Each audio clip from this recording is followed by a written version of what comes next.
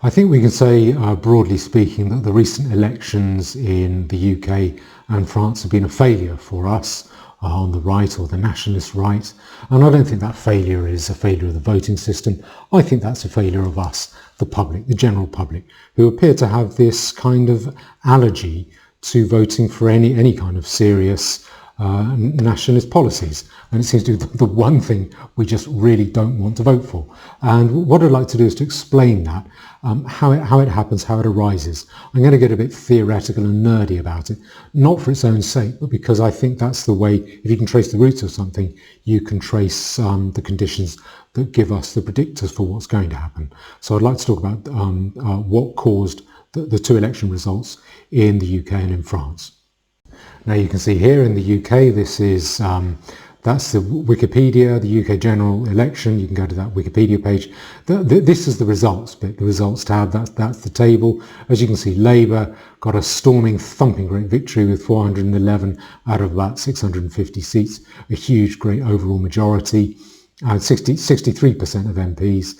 And they got about 10 million votes, 34, nearly 34% of the vote. Tories, they got just 121 seats, should have been a lot less, should have been zero, and that was 7 million votes, nearly 24% of the vote. Lib Dems, they got 11% of the seats on 3.5 million votes. And then you had Reform, they got more votes than that, they got just over 4 million. That's 14.5% of the vote. They only got 5 seats, or less than 1% of the seats, but they got 14.5% of the vote. What some people are saying is, it's a triumph for nationalism because 14.5%, that's a lot of votes. No, it's not. Particularly if you consider what the policies of Reform are, and what you're voting for. Now, what I want to show you here is, that's Reform's manifesto. They didn't call it a manifesto, they called it a contract. I think Farage says, people think manifesto equals lies, so we're going to call ours a contract, and then people will believe us.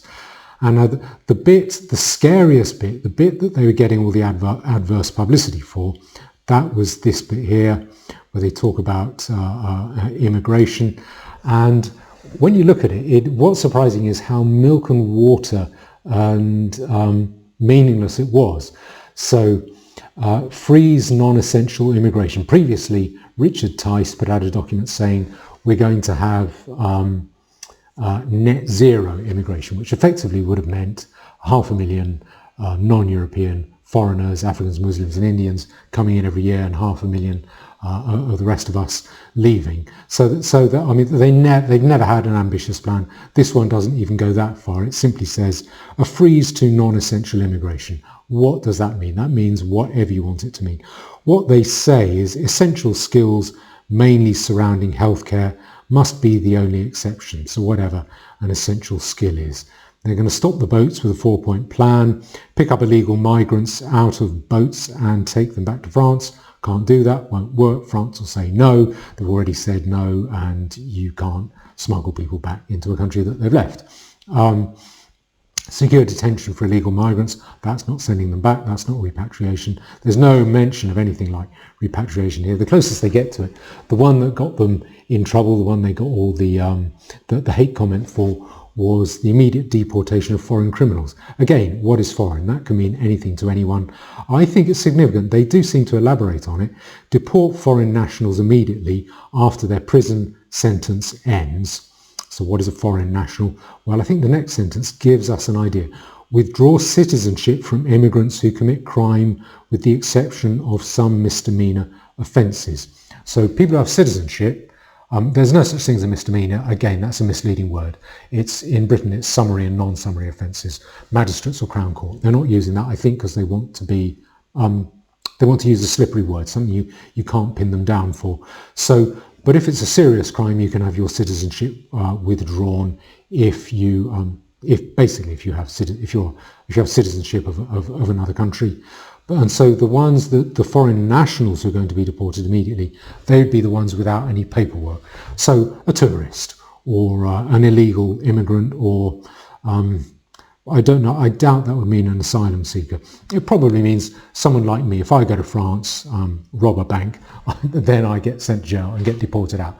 So it's not. That's not an ambitious policy. That means nothing wouldn't get anywhere. And that is what got that kind of nonsense is what got 14.3, only 14, just over 14% of the vote. So not an awful lot. What I want to do here is to look at the opinion polling, because what I'm saying is that we might say that we might be tempted to say that the reason why Farage and Reform didn't get more votes is because they were too milk and water. They should have been tougher. They should have been stronger. People want stronger, purer, harder nationalistic talk, and then they'll come out and vote for it. I think that's simply wrong. I was tempted along those lines because I have noticed a shift in the window of acceptable opinion, the Overton window, and I found that encouraging, and that tempted me to leave my usual cynical, sceptical pessimism about us in general, which I am now returning to. I think the optimism was a mistake, and I feel a bit of a fool having been tempted by it, although it is true that we are more free, thanks largely to Elon Musk, we are more free to air our genuine opinions, which I think is an improvement. But I think that my view that, or my temptation to think that Reform should have been more muscular about nationalistic urges, that shows why I am not an expert campaigner and why Nigel Farage is. Now, if I bring up this is from that's Wikipedia opinion polling leading up to the general election. What I want to focus on is that bit right at the end there, went up to about 27th or 28th of June, where Farage gets involved, the opinion poll suddenly starts going up, and then 27th, 28th it goes down again, and Tories that Farage have been taking votes off, they suddenly start going up again. Now that coincides with, now I just want to show you that an enlarged version of that, so you can see there's the Tory line going down then up, and then the Reform line going up and then down. And that coincides, you may recall, with, I won't bring up a news story about it, it was a Reform, I think a volunteer, a doorstepper, who got caught on camera was secretly recorded by Channel 4 saying tough things about migrants and illegal migrants. I think saying they should be shot or the boat should be sunk, something like that, and all hell let loose. And it actually, I think it did Reform a lot of damage, meaning that we, the voters, we got scared by that and thought, oh, we had an allergic reaction and thought, I'm not so keen on voting for Reform, given that that's what one of their doorstepping volunteers that they have no control over, given the way, that's the way he thinks. Now, Farage, immediately, if I show you this, he came out and he went full bore and said, I've done more than anyone else to defeat the far right in this country. And that's on his Twitter page. And that's a link to this article there in the New Statesman, of all places, left-wing New Statesman, saying, look how much I've done to defeat the far right. And he claims credit for having destroyed the BNP. You can find it in that article. He says, who destroyed the BNP? And he's basically implying that he did. Now, of course, I would have said, my temptation would have been to say, don't be so stupid, stand up straight. People want to see a candidate that stands up straight on this. And you could particularly see them on this.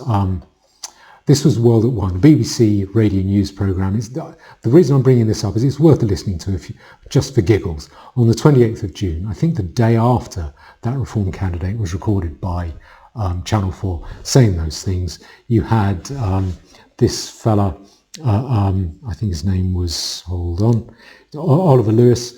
He was the Reform spokesman. And he got up and he just went into this moral invective against racism, calling people who had deviants and people who had deviant views, deviant candidates being booted out. So according to him, I am a deviant, and most of you watching this are probably deviants as well. It sounded to me abject and grovelling, and I had the impression the interviewer, dealing with the interviewer, thought, great, I've got a goose on the run here.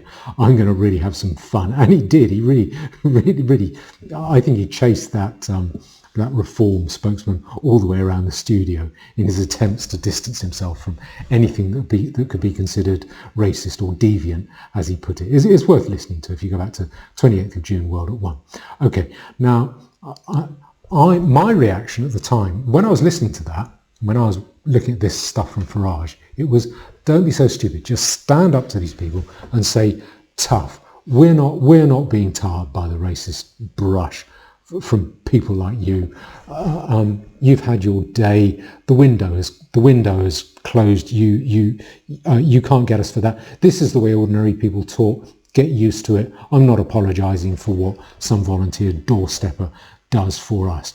But no, again, I was wrong. And Farage and the Reform Party, they came out and they did the reverse, and I think they were right, purely in electoral terms, in terms of votes. They were right to do that. My more muscular approach would have been wrong, would have cost them a lot more votes. Again, it shows why Farage is sitting in Parliament and I'm not. Now, my evidence for that is that there are various bits of evidence that I can produce. One is this one. It's Steve Laws. He stood, if I can bring up the results, he stood in Deal Andover. Now, Steve Laws, that's this guy here. I really like Steve Laws, and I would say do give him a follow. Do look at his Twitter page. I mean, he's got serious backbone. He stood as a candidate in Dover and Deal. He stood up, and the votes, just to show you the votes that he got. Labour got 18.9 thousand. Steve Laws got 185. That is not his fault. He was brave. He was uncompromising. He spoke straight, and we rewarded him with very few votes. 1% of the votes that were gained by the Labour candidate. And what he said about it, you can see on Twitter, there was, I'll hold my hands up, the result was terrible. The only thing that matters is the number of votes, and to put it bluntly, it wasn't good enough. I'll take the lose and learn from it. And that's just my reaction. Don't talk like that, Steve. You stood up. So he stood up straight. So in case I wouldn't want people to think I'm trying to mock him, I'm not criticising him. I'm criticising us, the electorate, for giving him so few votes. Now that, his performance there, suggests to me that what that suggests to me is that that Nigel Farage, the reason Reform's vote went down again is not because Reform were insufficiently robustly nationalistic, but because they feared those nationalistic impulses that one Reform helper was coming out with. I think that you can see more evidence there. There's this one, the Batley and Spend by-election in 2021. What happened is Jo Cox, if you remember her, she got murdered. Her sister took her place, then her sister resigned, and there was a by-election. And then Jo Cox's widowed husband, he came out, I think, gloating, saying the far-right parties could only muster fewer than 2% of the vote between them. And what you see there, I'll give you an example, is you see that Labour got 13,000 votes, and then if you go to the English Democrats got 200, and you see Anne-Marie Waters. So I'm not trying to criticise or ridicule here. Again, she stood for election. She was braver than me. I've never stood for election to Parliament, and I don't want to. I think I can say I'll never do it. And she only got 97% of the vote. Talking pretty straight, some really tough patriotic, maybe nationalistic talk, I don't know, possibly nationalistic talk. She only got 97 votes. I think that's because we, the public, we have a kind of almost system immunity reaction towards nationalistic talk. It's a kind of aversion to any genuine kind of nationalism that we, the general public, have. We seem to recoil from it. And I want to explain why that is, because it isn't immediately apparent. The evidence seems very, very contradictory. Now, I did a video about the failure of the right the Batley and Spen by-election. That was 3 years ago. That was Glasgow demo.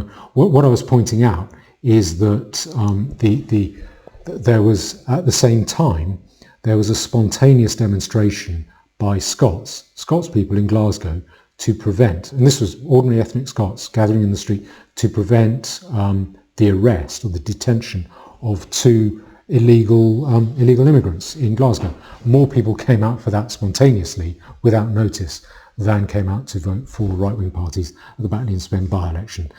I think that says a lot. I want to come back to some of this evidence shortly, but first I want to look at the French election, which happened a few days later in France. So if I do this, now this is the Wikipedia page, Wikipedia French legislative election. That's the 2024 election. And what you see is National Rally and their allies, the Union of the Far Right, they in total got 37% of the vote, and that was about 10, just over 10 million votes. And then the left-wing New Popular Front, because they didn't come, well, that they got just over 7 million votes, but they got more candidates, so 180 candidates as opposed to National Rally getting 125. And similarly, Macron's bunch, Ensemble, they got 159 candidates on a bit under 7 million votes. So National Rally came second in more places. The temptation is to blame it on the lack of PR. I don't think it's that. Again, for the same reason that the same reasons that I cited in respect of reform, what you have is National Rally are in fact a very milk and water patriotic party. Are they a nationalist party? Possibly they might have some seeds of some kind of very, very mild nationalism, but I don't think very much. And I want to go through their policies here.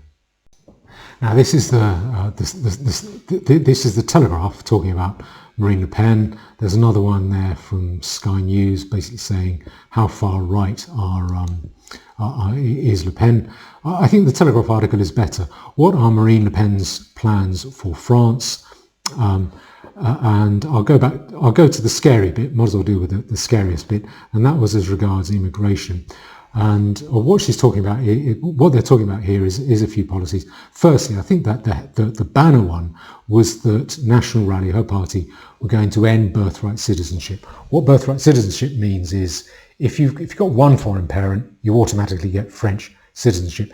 If you have two foreign parents, so neither of them are French citizens, and you're born in France, then as long as you're living in France when you're 18 or you've lived in France for 5 years after the age of 11, then you automatically get French citizenship. Now she says she's going to put an end to that. That's a tiny policy. Over time that would not have any noticeable effect on the invasion and the ethnic replacement within France. That's a tokenistic policy. And then they're also going to put restrictions on family reunifications, basically saying you have to be above a certain income threshold to have family reunification. And it has separately unveiled plans to reduce access to medical services for illegal immigrants to emergency services only. I think that's not the complete picture. They were talking about introducing a referendum so the population could decide on that point. And you can get more of this if you look at this Sky News report, analysis of how right-wing is Marine Le Pen. What it concludes is really not very right-wing at all.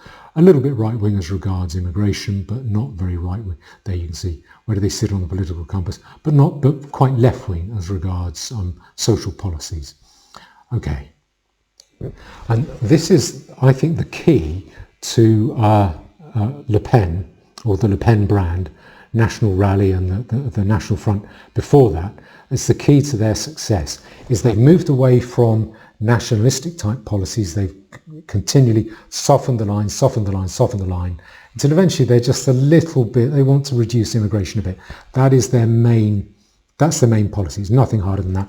Reducing immigration somewhat. So that is not a hardline nationalistic policy. There's no hint of repatriation, remigration there. And the way they've done it is by taking the focus away from nationalism and putting it on welfare, basically socialist left-wing welfare policies, state provision.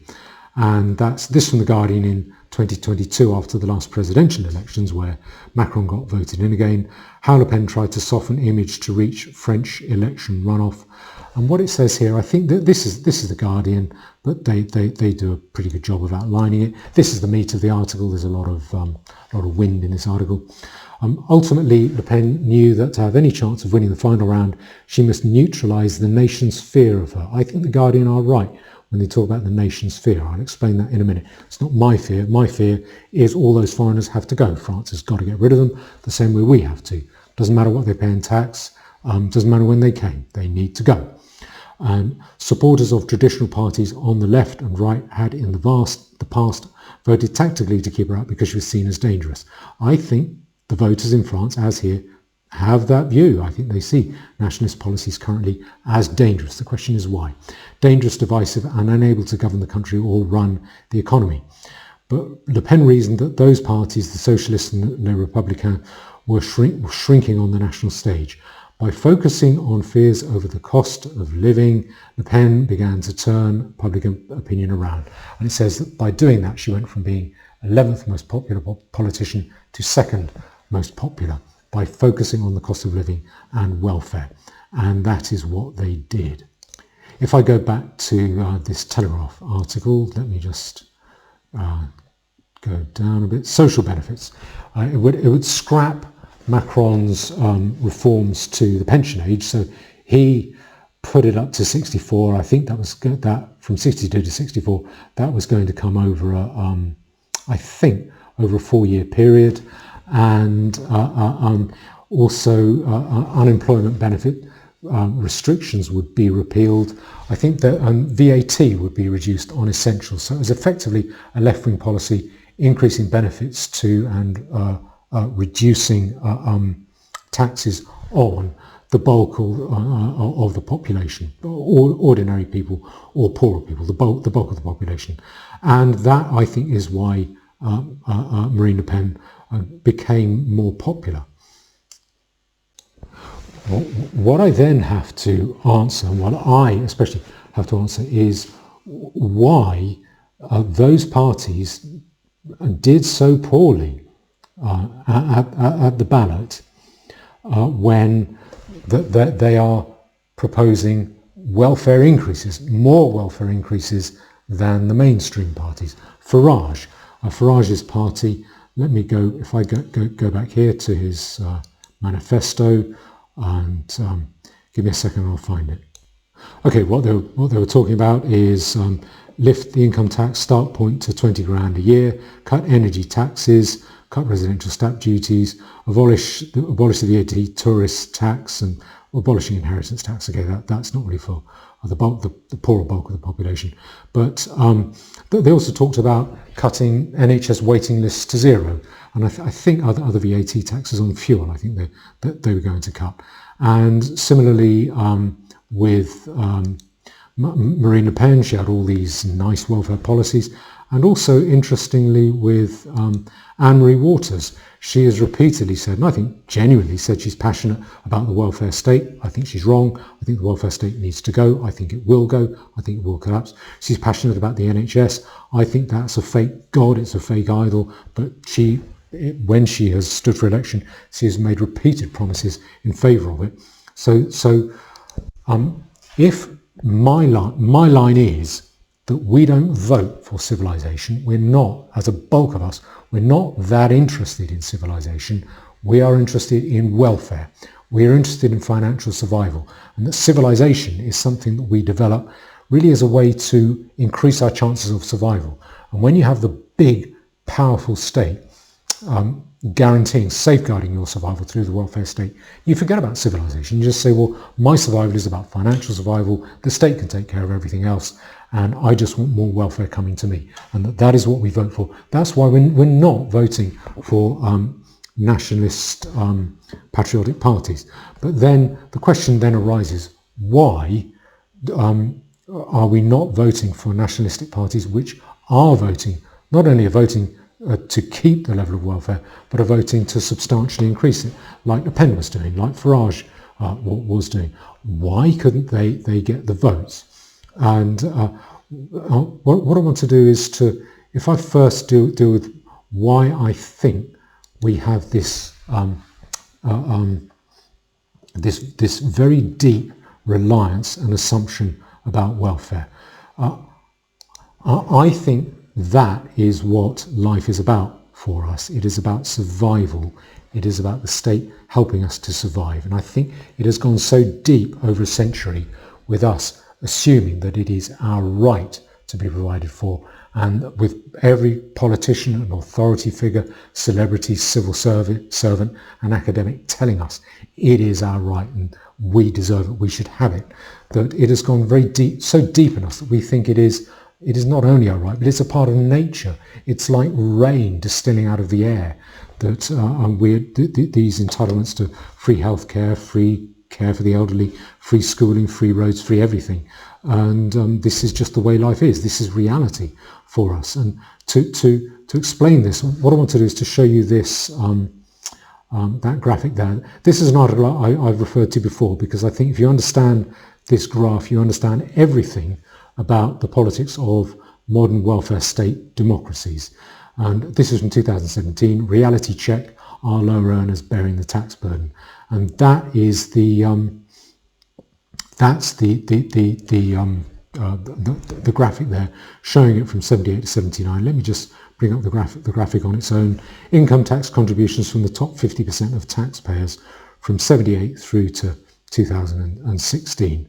And now that whole bar, that is the top 50%. So what you see in 78, paying about 81, 82% of income tax was coming from the top 50%. And what you see in 2016, 91% of income tax is getting paid by the top 50%.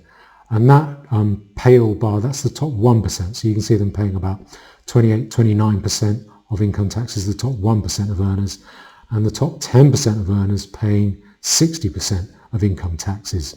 So whichever way you look at it, whichever way you cut it up, what that means is there is a 10-to-1 majority in favour, or who have the incentive to vote for more tax and spend. So 9 out of 10 of us get out more than we put into tax and spend, in theory. Now that is blunted by the fact that it's all sluiced through a very inefficient government machinery that then goes to hand it out to us, not always in cash, but in services that we may or may not ideally want, and which are often delivered very inefficiently or not very well by a government body. But still, there will always be a very substantial majority who gain. They have more to gain than to lose from more tax and spend. That explains the tax and spend ratchet. If you understand that graph, you understand why the welfare state is going to collapse. That is, I think that is inevitable. It is unavoidable. Eventually, some nice shiny politician, maybe Starmer, will come along saying, we can get you more welfare. We are responsible. We are fiscally responsible. This will not collapse the economy, and they do something, and then that's the last straw, and it collapses the economy. That is going to happen one day. That's inevitable because we want it. Our appetite for it is ever increasing. Now, I think there is some very deeply rooted, quite subtle, pervasive psychology around that, which explains why we have this kind of immune sensitivity, a kind of aversion, an allergic reaction towards genuine nationalist type politics. It's not because we care about the rights of immigrant minorities in themselves. It's because we care about our own entitlement rights. And make no mistake about it, the welfare state is about identity entitlement. Me, as someone who's a bit poorer, I have an entitlement to money from you as someone who is richer. If I'm part of the 90%, you're part of the 10%, I am entitled to money from you because I'm in the 90%, you're in the 10%. You have a duty to give it via the state to me. That is identity entitlement. It is fundamentally, it is the same as the identity entitlements of multiracial, multicultural minorities. The demands that they make have that same identity entitlement underlying them. And What I think you have effectively is we in general as voters, we like the idea of multicultural minority, the identity entitlements of multicultural minorities, because they act as like a battering ram or a spearhead, or the way I put it, they act like the depleted uranium shell casing on a shell that enables it to punch through the hide of a tank. So it punches through that idea in a very vivid way, a very hardline way, of that idea of identity entitlements. And our general welfare entitlements can slipstream in behind that. We like that because that's what our welfare entitlements depend on. Because at bottom, it is that welfare redistribution, that is about theft, it's about extortion, it's a form of mugging. It is me saying, I've got the numbers, there are loads more like me than like you. I can get the government to go and extract money from you at the point of a truncheon, and you have to give it to me. And that will always create a subtle insecurity because it's kind of it's not quite right. It's me taking something I want and don't have from you that you do have. And there's a subtle insecurity about that because I don't really have a right to that. And what you need is a kind of an ideology, a political, moral or philosophical ideology that is ascendant, that is powerful, that tells you, that carries all before it, saying that I have that right to get it. And I think that the politics of multiculturalism push through that right to identity entitlement. If we're able to say that you must treat immigrant minorities in a certain way, otherwise you're worse than Hitler, then we're able to say that those identity entitlements, those rights are absolute. And by the way, those are the rights that I claim when I claim things from the state. Now, this might seem a little bit abstract, but I want to illustrate the kind of thing I'm saying by looking at this book that I read a long time ago. I think it's a really good book. I don't agree with it. I'll say how I don't agree with it, but it has the same focus to what I'm saying. It talks about the multiculturalism and the politics of guilt towards a secular theocracy.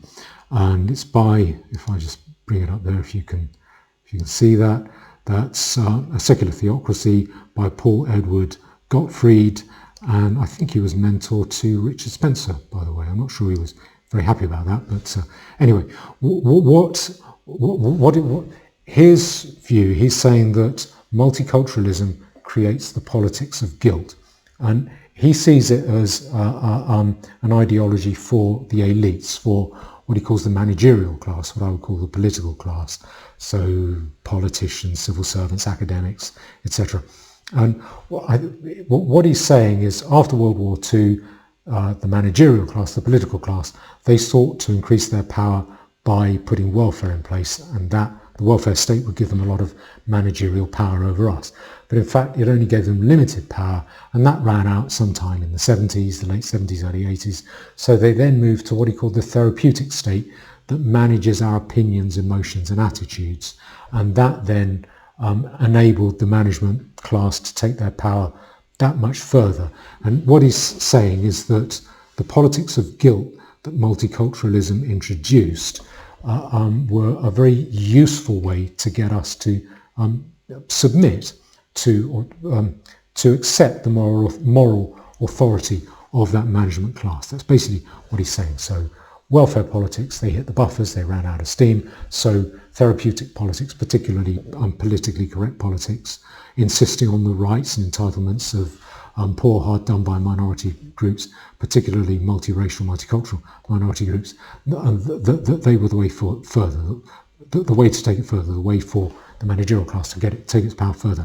Now, I'm fiddling around. Where I disagree with that is I don't think it's just the political class, the ruling class doing that.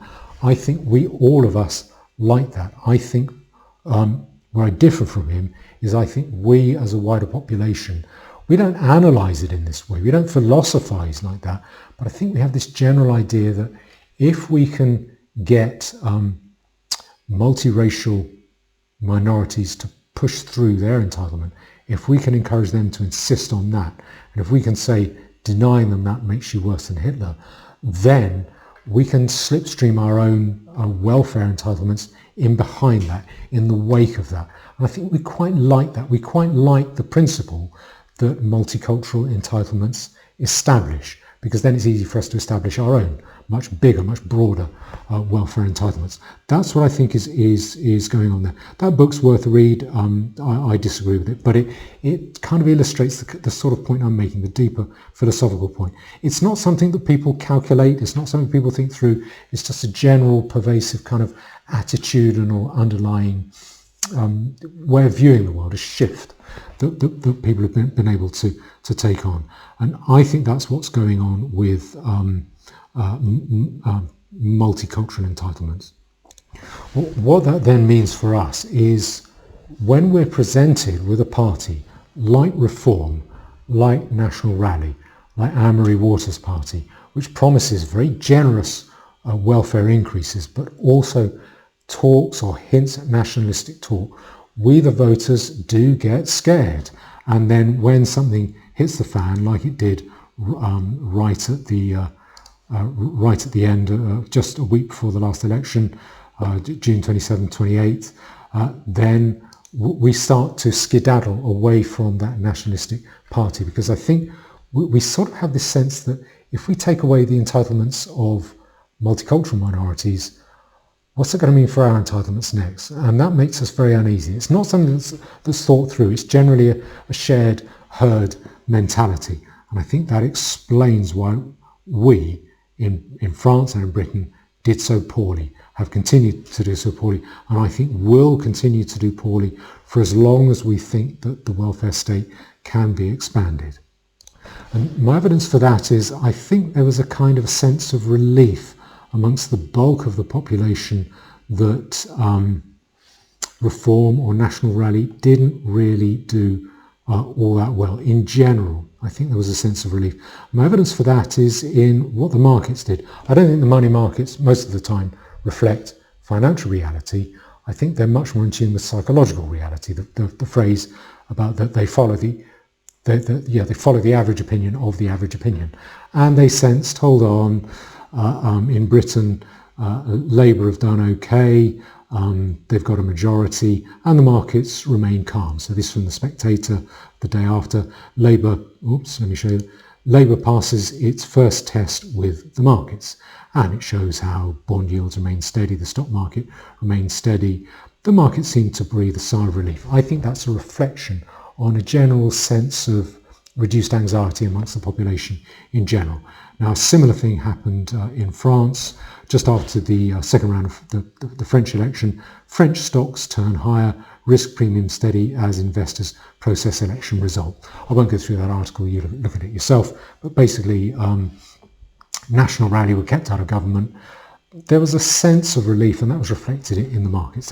That's what I'm saying. Okay, there's everyone cheering there. All right.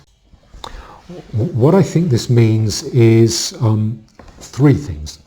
I think the first thing is that for as long as we think there is more money to be squeezed out of the tax base, so as long as we think that the welfare state can be expanded, then I think we are going to stick with the idea of identity entitlements, that we have welfare entitlements.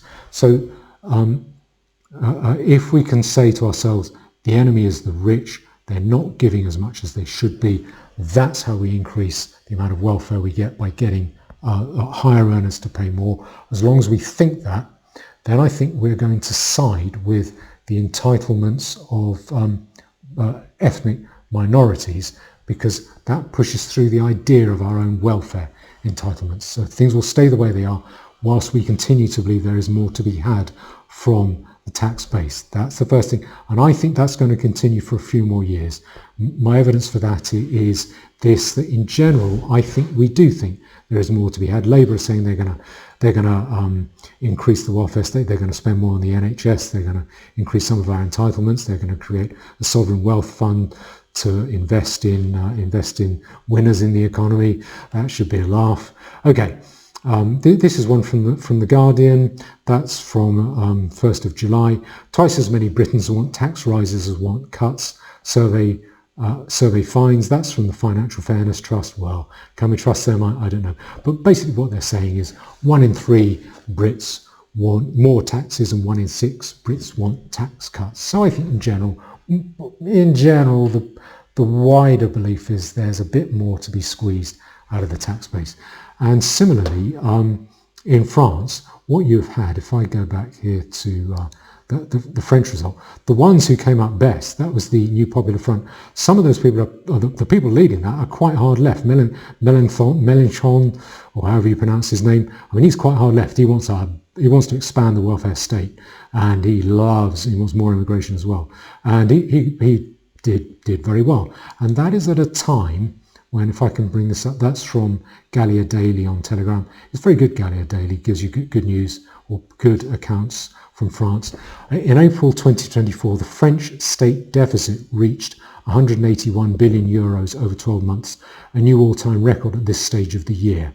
Okay, and just to show that graph, that is more. So the deficit is higher now than it was either during the middle of the COVID pandemic or after the 2008 financial crisis. So even now, French voters are voting for more tax and spend. So we believe that there is more to be squeezed out of the system. And I think that means we're still going to side not necessarily with immigrants and foreigners and invaders coming here. We find a lot of them extremely offensive. We don't want to be anywhere near them. White flight, that is happening across the board.